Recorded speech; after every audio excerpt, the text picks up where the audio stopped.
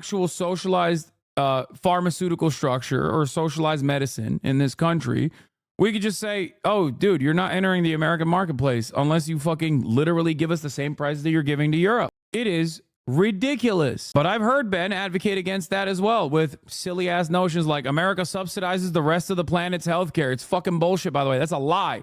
It's a straightforward lie. And the very fact that that's a American Enterprise Institute talking point that Ben regurgitates all the time is really stupid. Yep. In spite of Americans paying nearly double that of other countries, the system performed poorly on health equity, access to care, and outcome. That's it. I love how there is now reference to how much higher insurance executive salaries are here compared to countries who, you know, don't have insurance executives. Exactly. Less than 10% of health dollars go to physicians, 7.3% to be precise. The idea from Eric Levitz et al. That cutting healthcare costs must come from cutting physician salary and no place else is hilarious.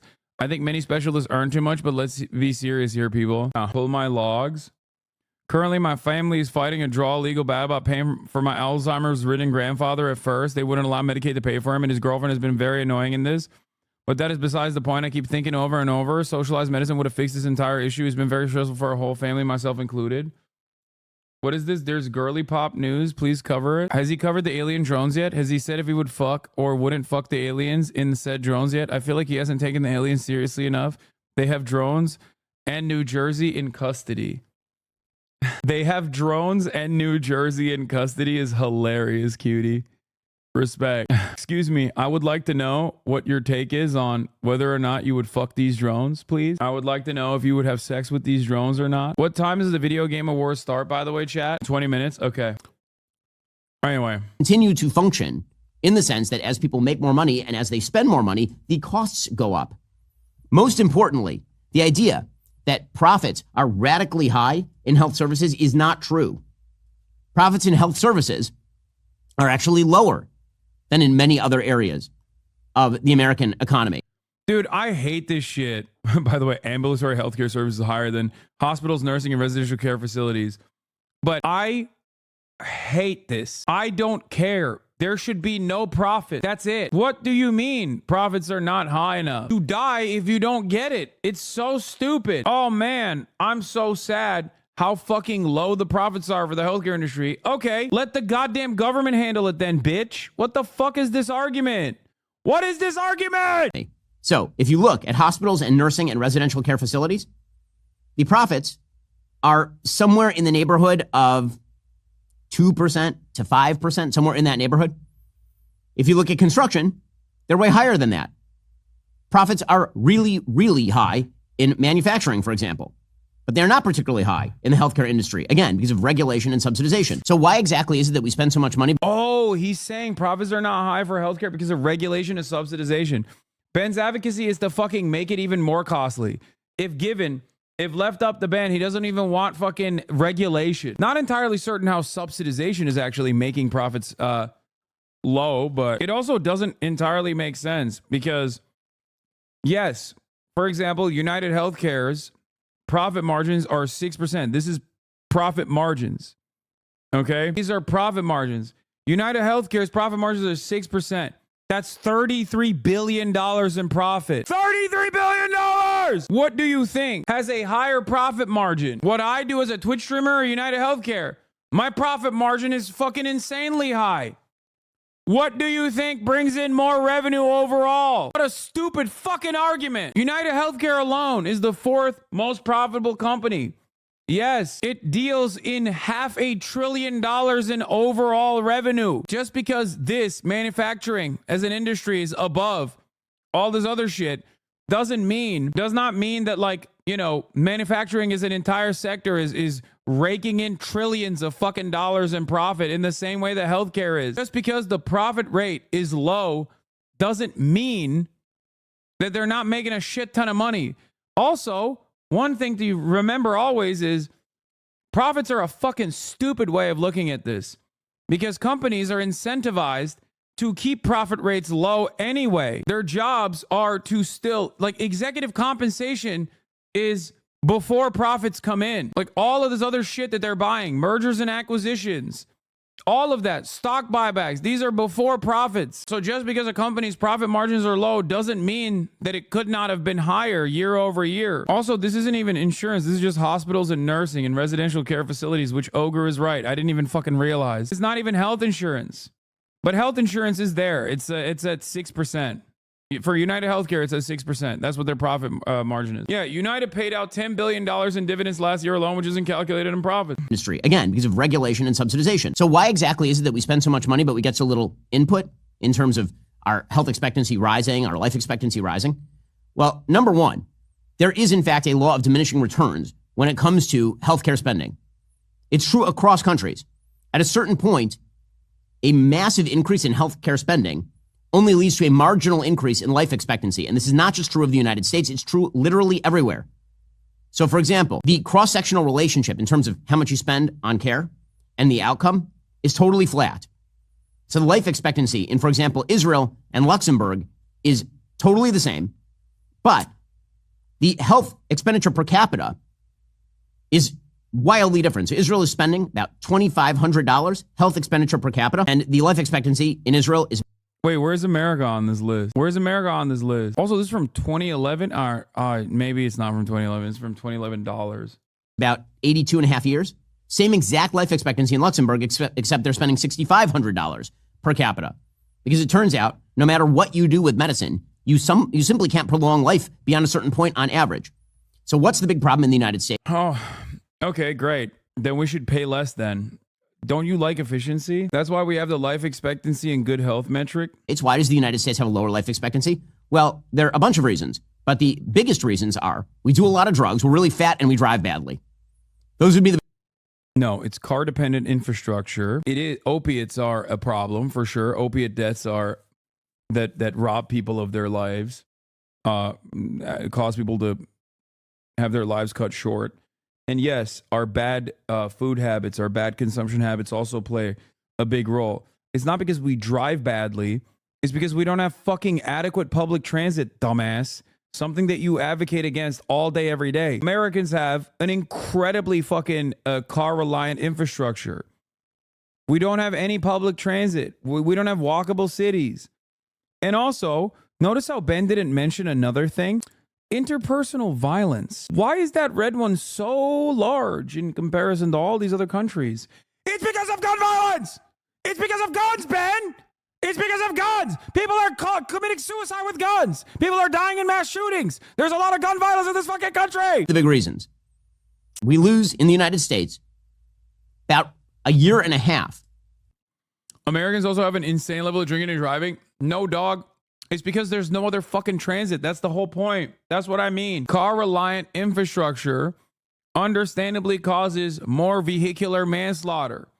Because when there's no alternative, when there's no fucking car, when there's no bus you can take, when there's no train you can take, you drive. And when you drive and you spend more time driving, you have a higher likelihood of getting in a car accident. You're just restating the point from another angle, dog. Oh my God. Ben's angle on this issue is busted, okay? Ben's angle on this issue is completely broken. Yeah, we also have these like big ass militarized American vehicles that are more dangerous too, where you can't see children under the hood because it's so fucking high. Ben looks at this graph and says, it's because Americans are making wrong choices. They're individually driving poorly, and they're individually choosing to be fat, and they're individually choosing to do drugs. That's the problem. Ben is looking at systemic failure and reducing it down to individual responsibility. This is an idiotic way to try and approach any problem whatsoever, because how do you instill individual responsibility upon every single individual? You do it through regulation. You do it through laws. That's why we have seatbelt laws, for example. The notion that this is all caused by 300 million individuals individually choosing to be fucking fat and driving poorly is idiotic. What is it? The Canadian mind is just simply better than the American mind? Is that what it is? Is it because people in Finland, people in Belgium simply are just like more brilliant than the average American, that they're making the right choices? No. It's because their society is structured with more competent governance that has people's welfare in mind. It's so stupid thinking the American skull is shaped differently, you know? Ultimately, reducing everything down to the individual responsibility means that there is some sort of genetic predisposition that the American mind has, and it's not something you can solve through some kind of like regulation. It's fucking stupid. In life expectancy on average, through drugs, car accidents, and violence, and we happen to be really fat. Okay? We have a huge diet metabolic problem in the United States. In fact, it has surely it can be both. No, guys. I mean, I'm not even going to entertain that as a joke, okay? Yes, American culture is hyper violent, hyper individualistic, certainly. But when we're looking at problems, systemic problems, and problems that obviously require systemic solutions, you can't just fucking deflect the attention away down to the individual. Okay? I'll give you an example. The one that I used already, vehicular manslaughter, car accidents, okay? Let's say you want to take public transit to work.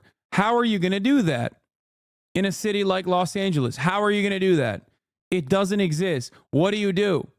Let's say you want to walk somewhere. Well, the cities are not walkable because there's no public transit, so there's no need for sidewalks. There's no need for walkability.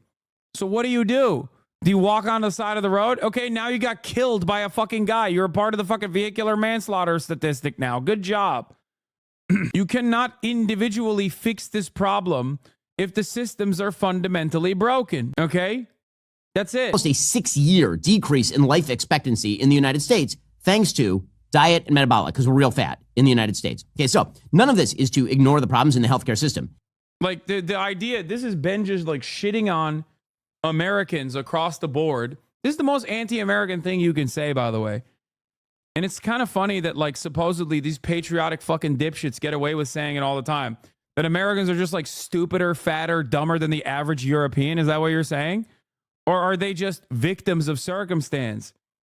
They exist in America. Like, I know I joke about Amerifats and AmeriKKK or whatever the fuck, but like ultimately I do recognize that most people cannot overcome the structures that bind them, okay? That's it.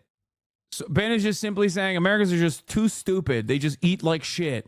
They're fucking dumb. They're stupid. What a ridiculous statement. It is to point out that whenever anyone suggests that there are easy solutions and they are only barred by the evil of greedy health insurance companies, they are lying. It is not true. It is over. I mean, it would be an easy solution if people like you weren't so resistant to it and desperately trying to fucking delude people into thinking that it's somehow their own fault, their own personal fault. Overtly false. Okay, that's true whether the shooter is saying it while murdering somebody. The alleged shooter is saying that while murdering somebody.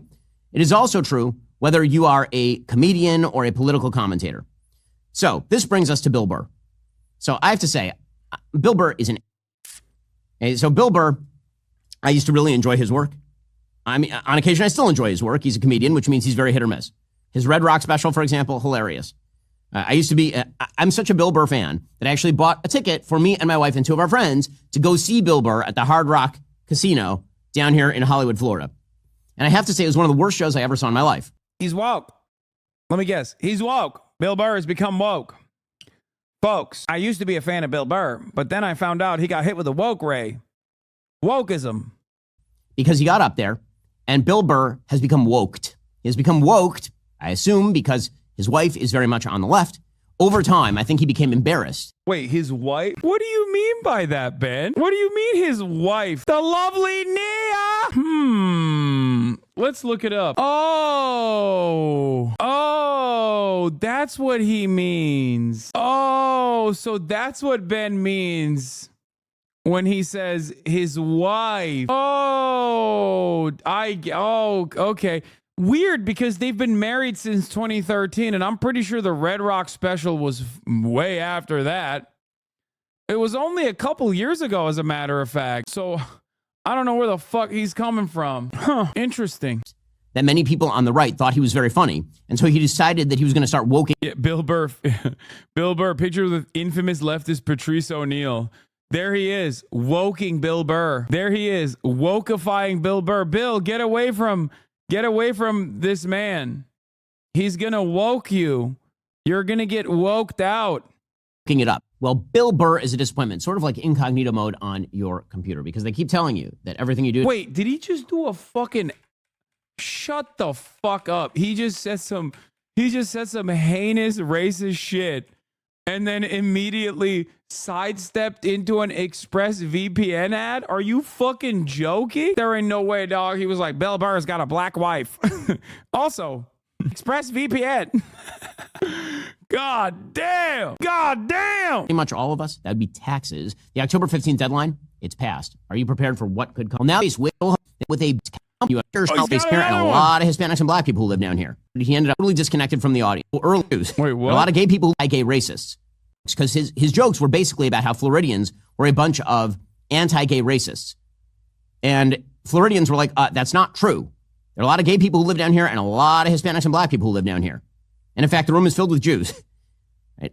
And so he actually got so frustrated, he ended up cutting his show early and walking off the stage. And the reason was he was totally disconnected from the audience. Well, that disconnect has continued. You'll remember that he appeared on Bill Maher's show where he declared solidarity with the pro-Hamas students on campus. Bro, these are broadly popular positions, man. You can't just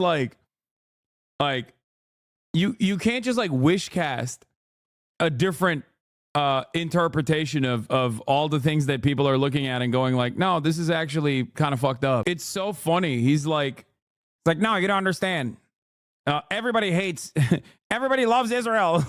Everybody in America loves Israel. You should kill people who protest against them. Yeah, Bill Burr also didn't declare solidarity. He literally says students have been historically right, so these guys are probably right too. It's so funny. Ben's entire shtick is just like being an annoying fucking loser who tries to tell you in many different words, in the nerdiest aesthetic possible, that like things will never be better. And you should stop focusing on trying to change the system and get mad at random gay people instead. And like, sure, there's a faucet of that kind of commentary out there.